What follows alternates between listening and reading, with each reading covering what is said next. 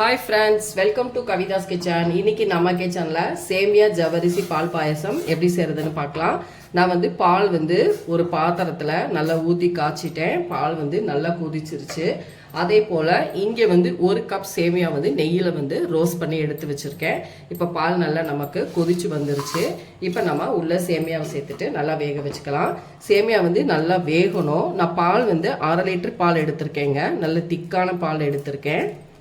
இப்போ இந்த சேமியா நமக்கு நல்லா வேகட்டும். வெந்து வந்ததுக்கப்புறம் நம்ம பார்த்துக்கலாம்.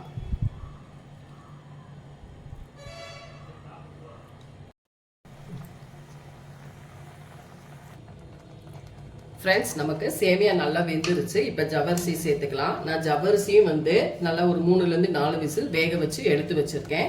வீடியோ லென்த்தியாக வருங்கிறதுனால நான் ஜவரிசியும் தனியாக வேக வச்சு எடுத்துக்கிட்டேன். ஃப்ரெண்ட்ஸ், இப்போ நம்ம இந்த பால் பாயசத்துக்குள்ளே இந்த ஜவரிசி நம்ம சேர்த்துக்கலாம். சேர்த்துட்டு நல்லா மிக்ஸ் பண்ணிக்கோங்க. நமக்கு சேமியா பாலெல்லாம் ரொம்ப அப்சர்வ் பண்ணிக்கிறோம். இந்த இடத்துல நீங்கள் பால் சேர்க்கறதாலும் சேர்த்துக்கலாம். அப்படி இல்லைன்னா தண்ணி கூட சேர்த்துக்கலாம். நல்லா திக்காக ஆகிடும். ஏன்னா சேமியா பாலை ஃபுல்லாக நல்லா உறிஞ்சிடும்.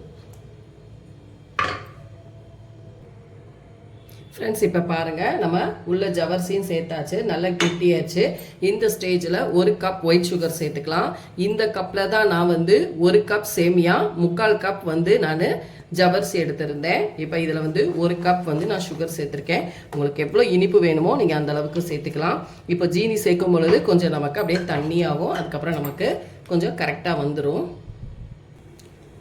ஃப்ரெண்ட்ஸ், இப்போ நமக்கு நல்லா திக்காயிடுச்சு. இந்த ஸ்டேஜில் ஒரு 1/2 டீஸ்பூன் அளவுக்கு ஏலக்காய் தூள் சேர்த்துக்கோங்க. மறுபடியும் நல்லா மிக்ஸ் பண்ணிக்கோங்க.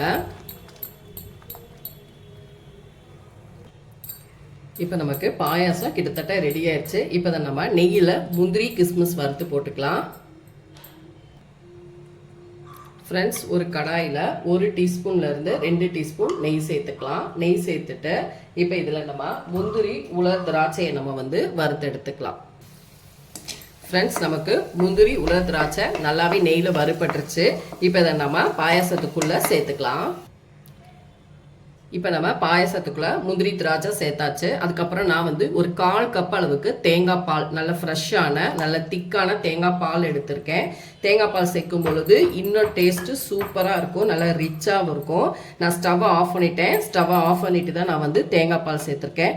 அவ்வளோதான் ஃப்ரெண்ட்ஸ், ஜவரிசி சேமியா பால் பாயசம் சூப்பராக ரெடி ஆயிடுச்சு. கண்டிப்பாக நீங்களும் இந்த ரெசிபியை செஞ்சு பாருங்கள்.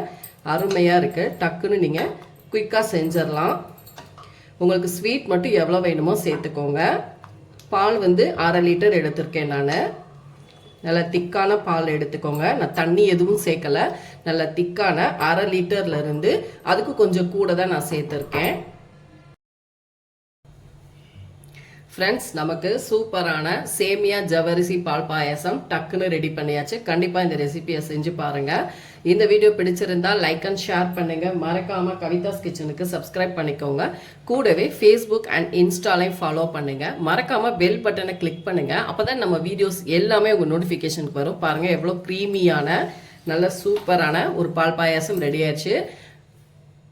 பாருங்கள் ஃப்ரெண்ட்ஸ், பார்க்கும்போதே உங்களுக்கு தெரியும் எவ்வளோ சூப்பராக பர்ஃபெக்டாக வந்திருக்குன்னு. கண்டிப்பாக ட்ரை பண்ணி பாருங்கள். அடுத்த வீடியோவில் உங்களை சந்திக்கிறேன். தேங்க்யூ.